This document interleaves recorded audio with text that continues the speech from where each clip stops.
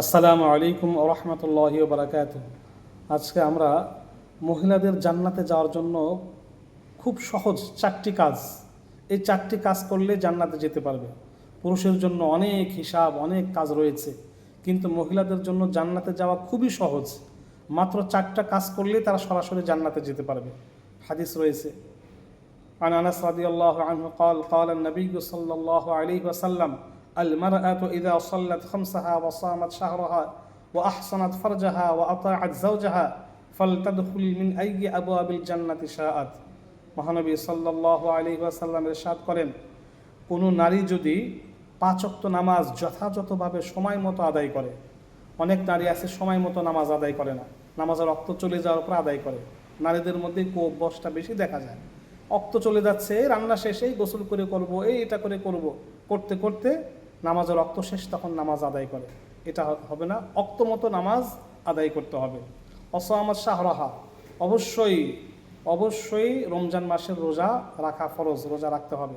অনেক সুস্থ মহিলা আছে যে সুস্থ থাকার পরেও তারা রমজান মাসের রোজা রাখে না, চেহারা নষ্ট হয়ে যাবে বা হয়ে যাবে ইত্যাদি। এরকম মোটেও করা যাবে না, রমজান মাসের রোজা রাখা ফরজ। 3 নম্বর ওয়া হাসানাত ফারজাহা, এই লজ্জা স্থানের হেফাজত করা, নিজের ইজ্জত আবরু, নিজের সব কিছুকে হেফাজত করা, যে কোনোভাবে রক্ষা করা। প্রয়োজনে জীবন দিয়ে দিবে, প্রয়োজনে জীবন দিয়ে দিবে, তারপরেও নিজের ইজ্জত আবরু রক্ষা করা। যদি ইজ্জত আবরু রক্ষা করার ক্ষেত্রে জীবনও চলে যায়, আল্লাহ পাক তাকে শাহাদতের মর্যাদা দান করবেন। 4 নম্বর ওয়া আতাআত যাওজাহা, স্বামীর আনুগত্য করা। সর্ব অবস্থায় স্বামীর আনুগত্য করলে সে জান্নাতি হবে। স্বামী যদি সন্তুষ্ট থাকে সে নিশ্চিত জান্নাতি। একটা হাদিসে আসছে, আন উম্মে সালমা রাদিয়াল্লাহু আনহা قالت قال النبي صلى الله عليه وسلم أيما امرأة ماتت زوجها عنها راض دخلت الجنة। কোনো মহিলা যদি মারা যায় আর ওই মহিলার স্বামী সন্তুষ্ট থাকে, কোনো মহিলা যদি, কোনো নারী যদি মারা যায় আর ওই মহিলার স্বামী যদি সন্তুষ্ট থাকে, তার প্রতি রাজি থাকে, আল্লাহ পাক তাকে সরাসরি জান্নাতে প্রবেশ করাবেন। তাই স্বামী যদি রাজি না থাকেন, কোনো অবস্থাতে জান্নাতে সে প্রবেশ করতে পারবে না। এই 4টা গুণ যে মহিলার মধ্যে থাকবে, ওই মহিলা জান্নাতের যে কোনো দরজা দিয়ে প্রবেশ করতে পারবে। উম্মতের মধ্যে একমাত্র হযরতে আবু বকর সিদ্দিক রাদিয়াল্লাহু আনহু ছাড়া এই গুণ কোনো পুরুষ অর্জন করতে পারবে না, যে জান্নাতের যে কোনো দরজা দিয়ে সে জান্নাতে প্রবেশ করতে পারবে। অন্য কেউ পারবে না, অন্য কোনো পুরুষ পারবে না। অথচ দুনিয়ার সমস্ত মহিলা যদি, মুসলিম মহিলা যদি এই 4টা কথা ভালোভাবে মেনে চলে, এই 4টার উপরে কায়েম থাকে, জান্নাতের যে কোনো দরজা দিয়ে হযরত আবু বকর সিদ্দিক রাদিয়াল্লাহু আনহুর মতো জান্নাতে প্রবেশ করতে পারবে। সুবহানাল্লাহি ওয়া বিহামদি। তাই মহিলারা 5টা কাজ, এই 4টা কাজ অবশ্যই আমরা আদায় করব, কায়েম থাকব।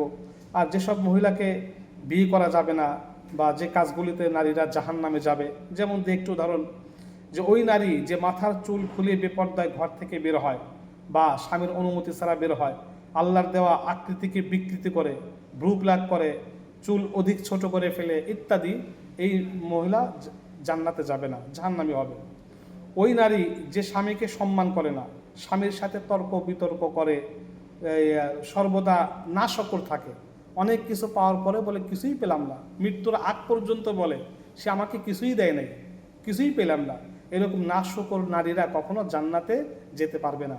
অবশ্যই স্বামীর আয়ের উপরে, স্বামীর এই উপায় উপকরণ যা দেয় তার উপরে সন্তুষ্ট থাকতে হবে। 3 নম্বর, ওই নারী জাহান্নামে যাবে, জান্নাতে যেতে পারবে না যে তার স্বামী থাকা সত্ত্বেও পরপুরুষের সাথে হাসি তামাশা গল্প বলে, গল্প করে মজা পায়, কুকর্মে লিপ্ত হয়, সে কখনো জান্নাতে যেতে পারবে না। 4 নম্বর, ওই নারী যে অপবিত্র থাকার পরে পবিত্র হতে, অর্থাৎ গোসল ফরজ হওয়ার পরে মানে পবিত্র হওয়ার ব্যাপারে বেশি অলসতা করে, দেরি করে, নামাজে অলসতা করে, সেই নারীও জাহান্নামে যাবে, জান্নাতে যেতে পারবে না। 5 নম্বর, ওই নারী যে মিথ্যা বলে, গীবত করে, চগলখড়ি করে বেড়ায়, অন্যের সংসারে সন্দেহ সংশয় ঢোকায় দেয় বা সবসময় তার কাজে চগলখড়ি করা, এই নারী কখনো জান্নাতে যেতে পারবে না, সে জাহান্নামে যাবে। 6 নম্বর, ওই নারী যে অন্যের সুখ দেখে হিংসা করে, অন্যের সুখ দেখলে সে হিংসায় জ্বলে পড়ে মরে, চোখ লাগায়, কুনজর বদনজর দেয়, উপকার করে খোঁটা দেয়, কথায় কথায় অভিশাপ দেয়, এই নারী জান্নাতে যেতে পারবে না। অর্থাৎ যে নারী অন্যের সুখ দেখে হিংসা করে, উপকার করে খোঁটা দেয়, কথায় কথায় অভিশাপ দেয়, কথায় কথায় না শুকরিয়া প্রকাশ করে, রাসূলের আদর্শকে অপছন্দ করে, এই নারী কখনো জান্নাতে যেতে পারবে না, সে জাহান্নামে যাবে। 7 নম্বর, ওই নারী যে ইসলামী রীতিনীতি ও আদর্শের উপরে সন্তুষ্ট না, অন্য ধর্ম বা মতবাদের উপরে বা রীতিনীতিকে পছন্দ করে, ভালো মনে করে, বলে এটা অমুক, ওই ধর্মে কত সুন্দর, ওই খ্রিস্টানদের কত সুন্দর, ওই ইহুদিদের কত সুন্দর। রাসূলের আদর্শ, ইসলামী আদর্শকে যদি পছন্দ না করে, অন্য ধর্মের রীতিনীতি বা আদর্শকে যদি ভালো মনে করে, এই নারী জান্নাতে যেতে পারবে না, জাহান্নামে যাবে, বরং তার হাসর নাসর এমনকি তার কবর পর্যন্ত ওই বিধর্মী নারীদের মধ্যে চলে যেতে পারে। সুতরাং এই সমস্ত নারীরা এই সমস্ত কাজ থেকে বিরত থাকতে হবে, ওই 4টা কাজের উপরে কায়েম থাকতে হবে।